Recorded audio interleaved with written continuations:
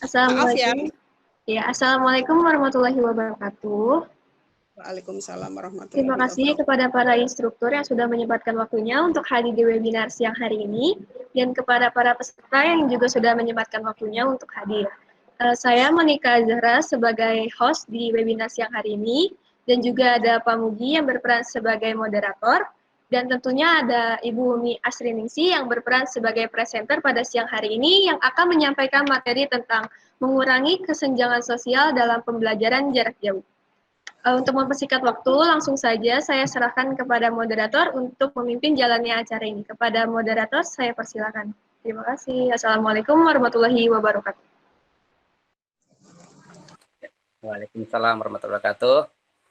Terima kasih Saudara Monika Azhara yang telah memberikan waktunya, yang telah menyiapkan room ini. Baiklah, Assalamualaikum warahmatullahi wabarakatuh. Selamat sore, apa kabar? Semoga semua kita peserta webinar kali ini dalam lindungan Allah Subhanahu wa Ta'ala, dalam keadaan sehat selalu, walaupun dalam masa pandemik ini ya. Salam jumpa Bapak, Ibu, adik-adik peserta webinar. Hari ini yang akan kita bahas tentang mengurai kesenjangan sosial dalam pendidikan jarak jauh. Ya, emang di pandemik ini ya bisa banyaklah terjadi kesenjangan sosial. Ya. Maka kita hadirkan kali ini Ibu Umi Asriningsih ya yang akan mengulas tentang materi ini. Terasa istimewa hari ini karena telah hadir di tengah-tengah kita ya Bapak Ridho sebagai instruktur. Terima kasih atas waktunya, juga Ibu Sugi. Di tengah-tengah kita juga telah kita hadirkan Ibu Umi Asriningsih yang akan mengisi acara ini ya. Adapun susunan acara hari ini yaitu nanti pertama pembukaan, terus yang kemudian pemaparan materi oleh DRA Umi Asriningsih, kemudian ditutup dengan sesi tanya jawab. Mari kita sepakati ya saat materi disampaikan agar semua mikrofon dalam keadaan switch off atau dimatikan ya. Nanti ketika sesi tanya jawab silakan Bapak, Ibu, adik-adik tanya lewat kolom chat atau menyalakan mikrofonnya dengan menyebutkan nama pribadi, instansi, lalu diikuti dengan pertanyaannya. Ya. Baiklah, tanpa memperpanjang waktu, mari kita dengar ulasan dari Ibu Umi Asriningsih ya tentang pemaparannya. Tapi sebelumnya, marilah kita buka dengan bacaan basmalah. Bismillahirrahmanirrahim. Semoga dengan baca ini, acara ini lancar, tidak ada halangan suatu apapun, baik jaringan ya saat ini karena di online itu banyaklah masalah, itu ada jaringan atau apa gitu. Mudah-mudahan ini lancar ya, bisa sampai akhir ya kita dapat manfaatnya. Kepada Ibu Umi Asriningsih kami persilahkan. Monggo. Baik, terima kasih Pak Mugi yang telah memberikan waktunya kepada saya. Yang pertama, saya akan mengucapkan terima kasih kepada host Pak Mugi yang telah menyediakan room. Hostnya Pak Mugi, Pak Bu Monika ya. Terima kasih kepada Bu yang menyediakan room, Bu. Terima kasih buat Ananda Monika yang telah menyediakan room untuk diskusi siang hari ini. Kemudian terima kasih juga buat moderator Bapak Mugiono ST, Mas Mugi, yang sudah memberikan waktunya untuk memaparkan materi diskusi siang hari ini. Terima kasih juga buat Bapak Ibu Instruktur, Bapak Ridho dan Ibu Sugiyarti yang telah hadir untuk bergabung di diskusi siang hari ini. Baik, untuk mempersingkat waktu, saya akan memaparkan materi tentang mengurai kesenjangan sosial dalam pembelajaran jarak jauh. Oke. Dalam pemaparan mengurai kesenjangan sosial dalam pendidikan jarak jauh ini saya ambil waktu itu saya baca sebuah surat kabar ya, salah satu surat kabar itu tentang siswi SMA di Goa, Sulawesi Utara yang mana ditemukan meninggal dunia karena bunuh diri dengan meminum racun serangga. Ya. Kejadian ini segera mengguncang dunia pendidikan khususnya Indonesia yang saat ini tengah menerapkan sistem pembelajaran jarak jauh. Karena adanya wabah corona COVID-19 ini yang sedang melanda negeri kita, jadi alasan-alasan untuk bunuh diri itu konon disebabkan oleh depresi terhadap pembelajaran jarak jauh yang siswi tersebut jalani. Nah, dalam hal ini dugaan diperkuat dengan keterangan teman-temannya juga, ya, yang menyebutkan korban sering bercerita soal kesulitan akses internet di kampungnya.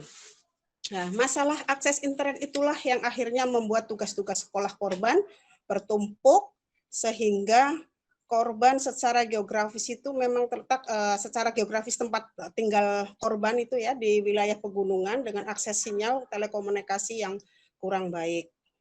Nah, pengungkapan ini disebutkan di harian Kompas ya, waktu itu saya membacanya dengan adanya runtut kejadian siswa tersebut, ya peserta didik yang menjadi korban pelaksanaan pembelajaran PJJ pada saat ini. Jadi pemerintah atau saya bukan pemerintah, saya mengangkat tema diskusi siang ini yaitu mengurai kesenjangan sosial dalam pembelajaran jarak jauh.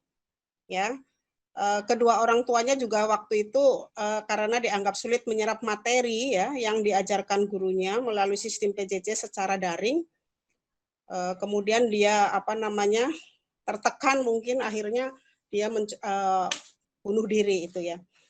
Baik, untuk selanjutnya, selanjutnya Monik. Ya,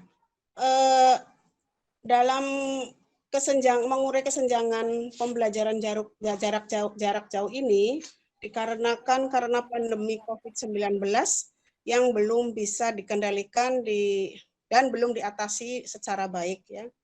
Makanya sekarang proses pembelajaran di berbagai daerah di Indonesia masih menerapkan sistem belajar dari rumah atau pembelajaran jarak jauh. Nah, faktanya muncul banyak keluhan atau keberatan di awal-awal itu kritik berbagai kalangan, orang tua, baik orang tua atau siswa, pada tingkat sekolah dasar hingga SMA ya, terlebih dari anak didik usia sekolah dasar. Nah, sebab untuk anak didik usia sekolah dasar inilah terdapat banyak aspek-aspek pendukung kegiatan yang masih bermasalah, misalnya soal kemandirian anak, kemampuan penguasaan teknologi, atau gawai ya, perlunya bantuan atau bimbingan dan pengawasan orang tua, juga kemampuan berkomunikasi siswa, dan beberapa hal lainnya yang boleh jadikan berbeda dengan masing-masing anak. Nah, yang pertama, kesenjangan pertama itu kesenjangan kepemilikan gawai atau alatnya ya, alat yang buat pembelajaran jarak jauh. Jadi diakui fasilitas pendukung utama yang diperlukan dalam keikutsertaan dalam program pembelajaran jauh sekarang ini adalah kepemilikan gawai. Jika tidak ada gawai ya kita tidak bisa belajar daring gitu karena dari rumah. Dan bermacam-macam varian gawai ya seperti telepon atau berbagai merek, macam-macam merek, bisa dengan iPad atau laptop atau komputer, jelas diperlukan dalam program PJJ kali ini. Karena itu anak didik atau orang tuanya harus memiliki salah satu atau lebih gawai tersebut. Ya, kalau anaknya 3 ya paling tidak harus punya 3 gitu ya, ataupun dengan bareng-bareng sama orang tuanya. Nah, kesenjangan ini jelas mencolok dalam hal ini. Ada anak yang memiliki hampir semua jenis gawai, ya, karena kemampuan orang tuanya. Sebaliknya, ada anak atau bahkan orang tuanya yang belum memiliki satupun varian dari gawe tersebut.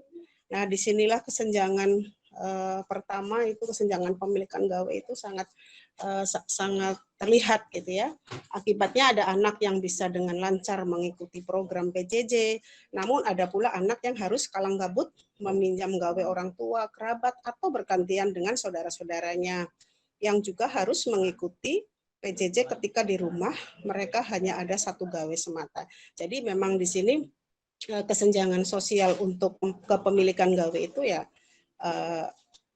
lebih ini ya lebih terlihat gitu. Nah, yang kesenjangan kedua, next, Monik. Kesenjangan yang kedua yaitu kesenjangan ketersediaan kuota internet ya. Harus diakui bahwa setelah ketersediaan ponsel atau gawe, kebutuhan penting selanjutnya untuk pelaksanaan PJJ adalah adanya kuota internet tentunya ya. Kuota mutlak diperlukan karena tanpa kuota koneksi tidak bisa berjalan dan tentu saja PJJ tidak bisa dilakukan. Walaupun di sekolah kita itu tidak mutlak untuk melakukan daring ya, ada luringnya juga. Tapi di sini kan kita sedang melaksanakan pembelajaran jarak jauh gitu ya. Kemudian kesenjangan perihal ini ya sangat besar, ada keluarga yang bisa memiliki, misalkan ada yang WiFi internet yang bagus dan unlimited. Kemudian ditambah kuota internet yang dimiliki pada kartu-kartu operator yang dipakai di ponsel-ponsel mereka ya. Namun di sisi lain banyak keluarga atau anak didik yang kurang memiliki, kadang-kadang bukan kurang ya, kadang kurang dalam pemilikan kuota atau kadang di tengah jalan lagi mau absen, tahu-tahu internetnya habis gitu. Mereka harus berupaya keras untuk bisa membeli kuota yang diperlukan dengan perhitungan ekonomi yang teliti dan hati-hati. Kadang orang tua juga saya pernah dengar gitu ya, baru beli kemarin sudah habis lagi. Itu memang kesenjangan kuota itu juga sangat berpengaruh terhadap kesenjangan sosial di dalam pembelajaran jarak jauh. Bahkan ada kasus kesenjangan kuota ini pun menimpa juga nggak cuma sama siswa, para guru pun juga gitu ada ya. Pasalnya memang belum semua guru sejahtera ya. Beban kebutuhan kuota internet itu untuk PJJ pun terkadang dirasa makin memberatkan gitu ya. Apalagi upload pengiriman video, pengajaran juga diperlukan dengan kuota yang lebih besar daripada yang bisa mereka gunakan. Nah, kesenjangan masalah kepemilikan kuota internet inilah yang akhirnya memancing kepedulian beberapa pihak. Ada sebuah komunikasi di masyarakat yang prihatin akan hal ini sehingga berinisiatif mereka untuk menggalang dana dan mengkoordinir penyediaan WiFi gratis untuk sekolah. Upaya itu terwujud melalui dana gotong royong terkumpul. Akhirnya di tempat saya ada itu awal-awal itu ya pada patungan gitu, beli kuota yang gede gitu biar terus iniin rame-rame di musola itu untuk anak-anak SD ya. Nah, biasanya dengan begitu anak-anak itu sekolah tidak memiliki kuota itu bisa datang dan bisa bergabung memanfaatkan WiFi gratis yang disediakan tadi itu. Nah, di tempat lain juga ada kepedulian personal yang mana juga ada yang di daerah mana gitu saya pernah baca juga ada yang menyediakan WiFi gratis untuk anak-anak sekolah gitu ya. Terkait dengan kesenjangan kuota internet ini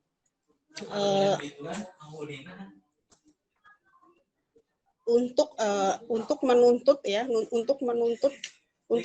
siswa itu untuk bisa belajar melalui PJJ ini. Nah, sebenarnya pemerintah juga sudah memberikan kuota gratis ya terhadap siswa, baik siswa maupun guru, tapi kuota tersebut kadang beberapa tidak bisa digunakan gitu. Ada yang bisa digunakan, ada yang tidak bisa digunakan. Nggak tahu kenapa apa sudah dibagi-bagi kuotanya ya ini apa untuk pembelajarannya ini untuk Zoom berapa, untuk ini berapa mungkin ya. Jadi Ibu juga pernah dapat tapi baru 2 hari sudah tidak bisa digunakan gitu ya. Nah, kemudian berikutnya Monik, kesenjangan yang ketiga yaitu kesenjangan status sosial ya. Kesenjangan status sosial ini biasanya bisa kita lihat salah satu sistem absensi ya dan bukti kehadiran seorang peserta didik pada PJJ adalah melalui pengiriman foto, video, dan juga video conference. Beberapa kali saya juga ya meminta peserta didik untuk mengirimkan foto, video anak didik itu di tengah melakukan pembelajaran daring atau mengerjakan tugas daring gitu ya. Dikirimkan melalui grup belajar atau kelas virtual yang telah dibentuk baik untuk siswa maupun untuk orang tua. Ya, ada juga foto-foto yang dikirim secara jalur pribadi, japri ke guru. Mungkin ada alasan tertentu mereka mengirim tugas-tugas itu melalui, kalau anak sekarang bilangnya PC ya, kalau ibu bilangnya japri, jalur pribadi. Nah, tidak ada masalah ketika foto-foto tersebut dikirimkan secara japri ke gurunya, namun ketika foto tersebut dikirimkan ke grup, maka kesenjangan status sosial akan sangat nampak ya. Akan sangat nampak, terlihat ada anak didik yang memiliki rumah bagus, misalkan ya suasana kamar yang bagus, bahkan mewah, rumah yang lux, meja belajar yang menarik, dan kelebihan-kelebihan lainnya yang mana terlihat pada saat siswa itu mengirimkan foto ya. Tapi sebaliknya akan nampak juga anak-anak yang kamar dan meja belajarnya apa adanya, rumahnya memprihatinkan, dan ada hal-hal lain yang menunjukkan ketidakberuntungan status sosial mereka. Nah, untuk permasalahan ini diperlukan kebijakan guru agar bisa mengantisipasi terlihatnya kesenjangan yang ada dengan sistem pengiriman tugas, perkenalan absen dan lain-lainnya itu secara bijaksana gitu ya. Next, berikutnya Monik. Nah, kesenjangan yang keempat yaitu kesenjangan kemampuan IT. Ketersediaan waktu atau pengetahuan dan dukungan orang tua salah satu himbauan yang dilontarkan demi mendukung suksesnya PJJ atau pembelajaran jarak jauh ini adalah peningkatan peran orang tua dalam membantu aktivitas belajar anak. Terutama untuk anak-anak sekolah dasar, peran orang tua ini sangat diperlukan. Karena pada dasarnya anak sekolah dasar itu kan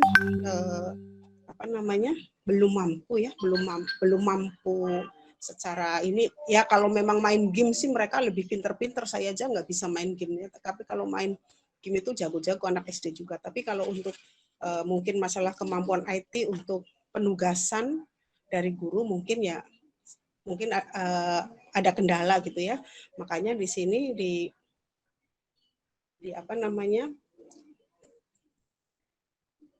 dibantu dengan peran orang tua ya untuk mendampingi anaknya supaya bisa mengikuti PJJ dengan baik. Namun harus diakui adanya kesenjangan pada peran orang tua di atas juga, di antara masalah kemampuan IT yang masing-masing orang tua. Ada orang tua yang sudah jago main IT, sehingga mereka orang tua bisa menunjang tugas anaknya bisa tampil bagus dan menawan. Sebaiknya tak jarang ada orang yang tua yang gaptek gitu ya. Ada orang tua yang gaptek sehingga dia marah-marah karena dia tidak menguasai IT. Ya, sehingga saat orang tua tidak bisa menguasai IT, anak-anak merasa kebingungan ketika mereka mendapatkan tugas-tugas dari gurunya.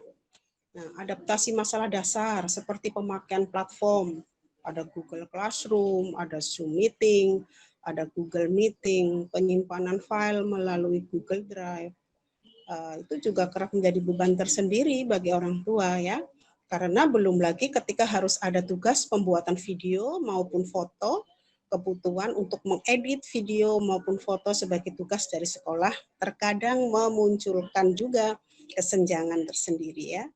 Ada orang tua yang mampu membantu membuatkan tugas sang anak dengan sangat bagus, ada juga yang dalam artian kurang bisa, atau dengan udah yang penting apa adanya, yang penting ngirim tugas, yang penting dikerjakan, ada yang seperti itu.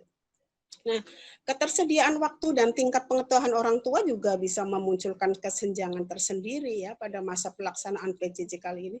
Karena komunikasi antar grup orang tua maupun guru akan sangat nampak bagaimana ada orang tua yang tidak punya cukup waktu untuk mendampingi anaknya, ada juga orang tua yang selalu mendampingi anaknya.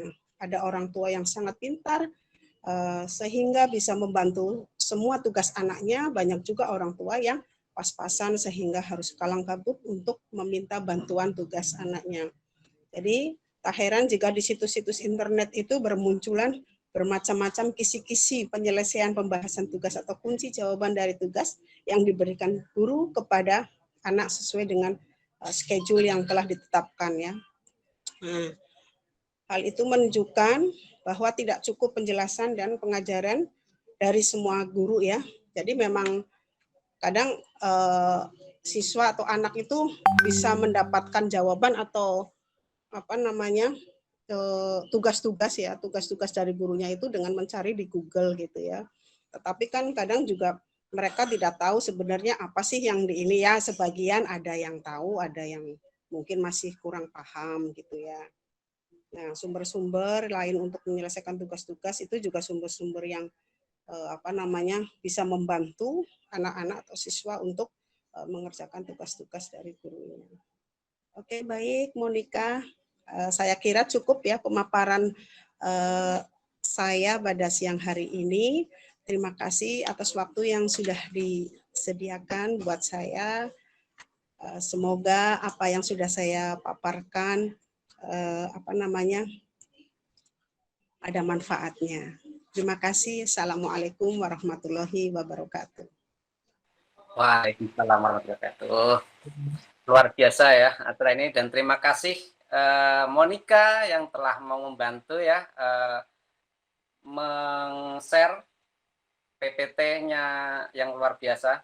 Bumi telah hadir di tengah-tengah kita, ini sangat istimewa ya hari ini, lengkap instrukturnya ya, sangat istimewa, luar biasa. Selamat datang ya, terima kasih juga Pak Kang Rido, Ibu Sugi dan Bu Yeti ini hadir semua, seru sekali ini ya. Oke lah, untuk sesi ini akan saya buka untuk tanya jawab ya, silakan. Ini pas momennya, ini tepat sekali ya, ini memang pas kesenjangan sosial ini mungkin banyak di sekitar kita, atau mungkin ada tadi yang kurang jelas, atau mungkin ada pertanyaan lain. Silakan untuk adik-adik, Bapak Ibu yang mau tanya, boleh melalui chat atau open mic. Silakan.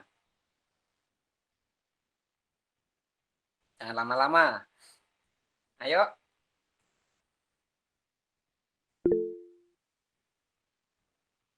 Belum ada ini? Ya, kalau belum ada, sambil menunggu bisa mengisi absensi terlebih dahulu kepada para peserta yang sudah hadir. Ya. Sudah saya share di kolom komen ya. Terima kasih Mbak Monica. Ya, silahkan sambil menunggu pertanyaan bisa mengisi absensi ya. Mungkin sambil saya ngalor ngidul ya, biar untuk mancing ibarat apa ya, lari itu perlu pemanasan. Kalau udah dipanasin itu baru nanya, itu biasanya harus dipanasin dulu, ya kan? Harus dipanasin. Jadi COVID ini memang sangat berdampak ya, memang berdampak di segala apa, baik pendidikan, termasuk kesenjangan sosial, ya kan? Itu mungkin terutama anak-anak, terutama yang banyak kesenjangan itu di awal-awal ini ya, awal-awal pandemi kemarin ya. Jadi itu banyak sekali. Jadi kaget. Jadi ibarat orang itu jantungan ya, kagetan, ya kan? Kaget, yang biasanya enggak seperti itu, tahu-tahu harus serempak, stop, online, kaget. Jadi kaget dari yang termasuk ekonomi juga, yang tadinya bekerja di stop, terutama yang itu ya kemarin sempat ramai itu ojek online yang tadinya dapat job, ya stop, nggak boleh bawa penumpang. Wah, itu kan sangat berdampak sekali, ya. Terus akhirnya kan karena penghasilan berkurang, terus nanti akhirnya akan Dia berimbas ke mau nanya. pendidikan sebenarnya. Panjang banget. Ya, sebenarnya. Oh, Bu Umi. Bu Umi, Ya, mungkin kalau asik-asik di off-in dulu. ya ini sambil ngerjain tugas juga ini Pak. Ya. Ini jadi saya yang ini ngajak ngalor ngidul, ini belum ada yang nanya kan gitu. Ya, nanti kalau saya nanya malah jatuhnya nanti kayak apa namanya, Bu? Kurang seru ya kalau dari moderator itu tanya kelihatannya kurang seru. Jadi ini moderator ini mancing aja nih. Saya panas-panasin aja ya, biar nanti si peserta untuk menanyakan. Ya, nanti kalau emang ini saya wakilin nggak apa-apa. Enggak. Ada yang bertanya juga nggak apa-apa, biar cepet. Belum ada ini di kolom chat, ya kan? Ya. Jadi emang banyak sekali ya kesenjangan ini ya. Jadi ada yang kemarin itu berita bunuh diri karena kemampuan, pusing karena banyak tugas, ya Bu ya, banyak tugas. Ada yang karena ekonomi, karena ngerasa nggak bisa makan, yang sampai tetangga banyak ada yang bantu, itu udah susah nggak dibantu, udahlah. Ya ada yang bunuh diri karena Pak Mugi terputus-putus suara. Pak Mugi suaranya terputus-putus. Oh. Jelas. Ya. Monggo Ibu Yeti mungkin mau menambahkan atau mau tanya Pak Rido peserta yang lain. Iya. Terima kasih Pak Mugi. Ini sedikit ya, ada yang mau ditanyakan. Bu Umi ya. boleh ya? Monggo, udah Ini panas Bu. ya. Udah hangat ini. Tadi saya hadir begitu Pak Mugi menjadi moderator. Saya sudah hadir ya, mungkin belum kelihatan saja, Pak Mugi belum muncul namanya. Berarti saya minta maaf Bu, tadi tidak sebut Bu, tidak disebut Tidak karena apa-apa. Tapi tetap saya istimewakan Bu, semua saya istimewakan di sini. Iya, terima kasih Pak Mugi.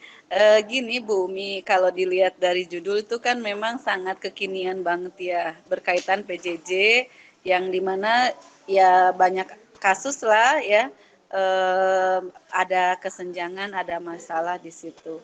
Nah, kalau saya sih kepengennya justru dapat dapat sharing pengalaman dari Bu Umi, gimana nih menghadapi PJJ di sekolah PGRI dengan karakter siswa dan tahap ekonomi sosial yang berbeda-beda. Saya pengen sharing dari Bu Umi, kasusnya ada nggak seperti apa? Itu coba Bu, terima kasih. Baik, Bu Suki, terima kasih. Terima kasih Bu Suki. Bu minta dulu, ini mau ditambah lagi atau saya tahan dulu nih? Tapi kelihatannya seru nih. Barangkali ada yang kalau masih ada pertanyaan, ini kan yang pertama nih, pertanyaan pertama soal nih mau sharing pengalaman Bu Umi di sekolah Bu Umi. Nah, mungkin mau ada lagi nih, ada pertanyaan ini saya tahan dulu biar agak seru, biar panas nih. Lah Bu Umi Ya, juga boleh. biar sambil panas. Ayo, yang lain ada tanya lagi? Ini sudah saya catat ini. Pertanyaan dari Bu Yeti. Saya hitung nih. Hitung mundur ya. 3, 2, 1. Baiklah. Jawaban saya lempar ke Bumi. Monggo Bumi, silakan. Oke, terima kasih Pak Mugi. Saya akan berarti ini tidak menjawab ya, tapi berbagi pengalaman tentang pembelajaran jarak jauh di sekolah saya ya, Bu Yeti. Ya, pada awal-awal itu memang kita sudah yang pertama kita lakukan adalah kesepakatan menjalin hubungan dengan orang tua.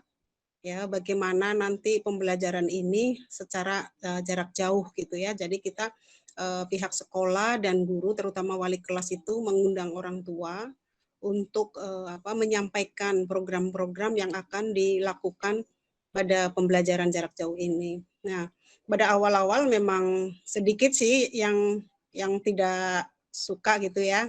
Ada yang protes, ada yang ya oke lah karena mereka juga tahu bahwa ini merupakan wabah ya, negeri kita semuanya juga kena, jadi tidak cuma kita di sini aja. Jadi awal-awal memang anak itu pertama kan dulu kita tidak punya itu ya aplikasi sendiri gitu, kita menggunakan e-learning itu Pak Mugi yang membuatkan untuk sekolah gitu ya. Tadinya sebelum ada e-learning PGRI kita menggunakan itu Bu, Google Classroom gitu ya. Penggunaan Google Classroom itu kayaknya 2 bulan kalau nggak salah ya. Ya, Google Classroom itu 2 bulan.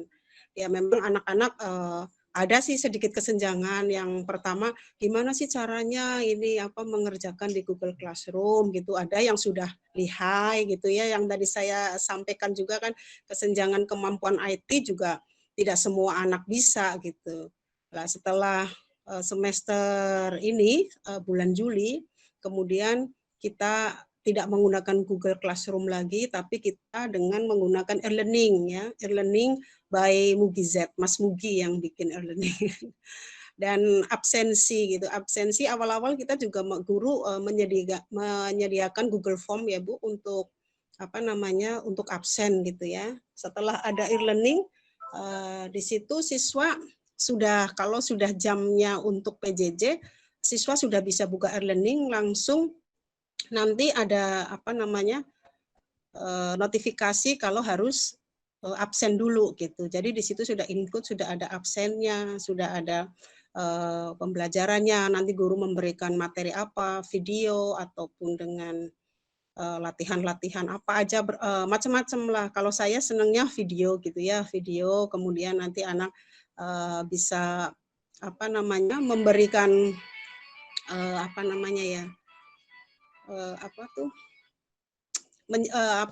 menganalisis gitu ya. Jadi kita seringnya video, kemudian kita memberikan perintah untuk menganalisis dulu tentang video itu.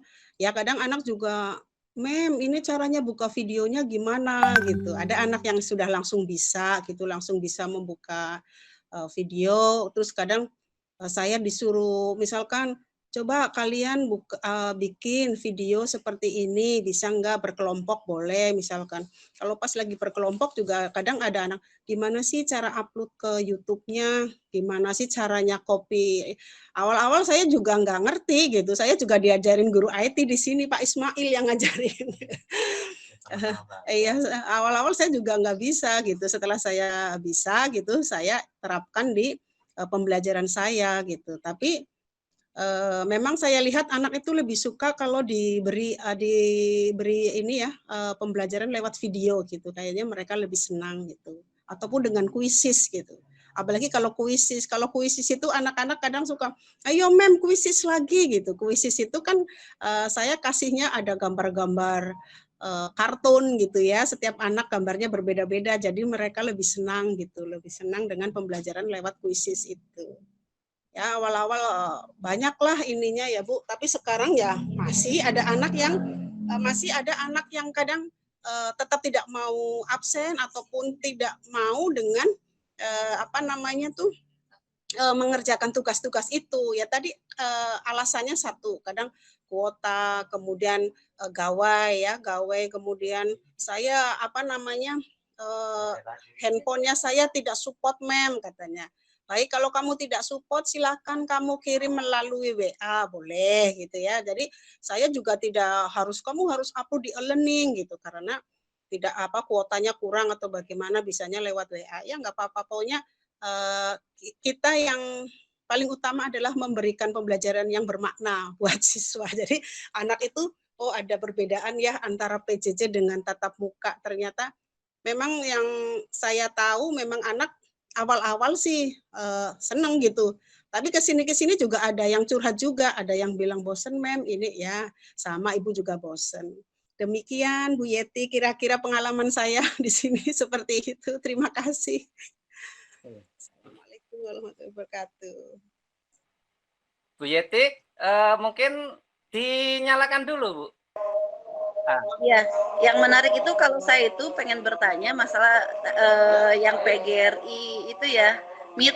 Nah itu tuh mungkin kalau suatu saat atau itu mungkin bisa dijadikan materi untuk pemaparan dalam diskusi mungkin Pak, karena itu sangat menarik ya.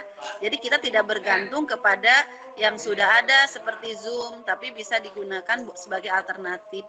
Mungkin suatu saat bisa dibahas Pak Mugi tentang learning yang menggunakan PGRI Meet itu. cara-cara atau prosesnya. Iya Bu, ya siapa tahu nanti dibahas untuk langsung umum aja, siapa sekalian nyari investor Bu untuk membesarkan. Iya. Terus itu kalau dari segi anak-anak, apakah memang ada kemudahan menggunakan Meet dari PGRI atau bagaimana Pak? Atau sama saja? Oh, ini langsung ke saya Bu ya, ke moderator nanyanya ya. Kalau ke Bu Umi juga nggak apa-apa, sebagai kalau Bu Umi kan praktisi ya. Iya. Kalau Pak Iya, Mugi siap. kan yang membuatnya, mungkin dua-duanya aja. Ya, jadi ini untuk yang masalah PGRI Meet, ini sekalian untuk memanasin yang lain sambil nunggu mungkin mempersiapkan pertanyaan. Jadi awal-awal PGRI Meet itu dulu karena ada itu Bu, ya pernah lihat di YouTube berita TV itu ya, tentang pencurian data ya, tentang bahwa email, data email segala macam dijual sama Zoom kan gitu kan. Dulu kan itu ada beritanya di YouTube pun masih ada. Itu mungkin besok akan saya ulas pas saya maju. Jadi awalnya itu untuk membuat PGRI Meet itu. Jadi selain itu mempermudah, sebenarnya untuk fitur-fiturnya itu sama dengan Zoom, terus Webex, terus ada Google Meet itu sama untuk fitur-fiturnya sama. Dan bedanya di sini kalau ini non-stop karena kan di server sendiri ya. Ini mau digunakan 5 jam, 10 jam ya nggak ada batasannya karena di server sendiri. Gitu. Dan untuk gabung pun kita masih mudah. Jadi ketika klik link, jadi makanya kemarin sempat saya pakai itu sebenarnya ketika kita share link itu nggak perlu kita admit pun langsung gabung bisa gitu. Itu untuk yang di PGRI ini. Jadi emang benar kata Bu Umi itu awal-awal kita buat aplikasi termasuk pembelajaran itu karena ya kesenjangan tadi termasuk dari dulu kan sempat down juga ya, Classroom juga down, jadi semua untuk upload ke situ mengirim susah dan kesenjangan tidak pada murid aja. Guru pun ada kesenjangan, jadi awal-awal itu pada kaget. Jadi guru pun kan nggak semua bisa pakai teknologi yang berhubungan dengan Classroom segala macam. Gitu. Saya kan juga nggak biasa. Nah, saya tuh pernah namanya gunain Classroom segala macam nggak pernah. Tapi gimana ya? Allah ngasih kita untuk belajar segala macam cara belajar begitu kita lihat oh kayak gitu ya sebentar bisa gitu. Kita lihat fitur-fitur karena kan kalau udah biasa main komputer gitu kayak Word itu kan kadang kita otak-atik oh ini fungsinya apa kan bisa gitu. Sebenarnya seperti itu termasuk di akhirnya sampai oprek-oprek PGRI Meet, e-learning gitu. Nah terus untuk masalah absensi itu kalau di Classroom kan nggak bisa kontrol ya. Nah, di e-learning kita buat seperti pas saat tatap muka itu kan tiap ganti pelajaran itu guru sebelum mengajar tuh absen dulu. Nah, di kita juga di e-learning itu. Jadi siswa ketika mau ikut jam pelajaran awal itu muncul dulu minta di absen. Otomatis. Jadi nanti terus ganti jam kedua, absen jam kedua muncul lagi otomatis. Gitu Ibu. Ini tentang untuk di share pengalaman di PGRI. Itu Iya. itu. Ya, terima kasih Pak Mugi. Mungkin nanti lain waktu kita bisa ngobrol lagi. Saya memang tertarik tentang itu. Ya, karena sudah tidak ada yang tanya, sesi ini saya tutup. Oke, terima kasih Bapak Ibu. Jadi tentang kesenjangan hari ini diulas oleh Mem Umi.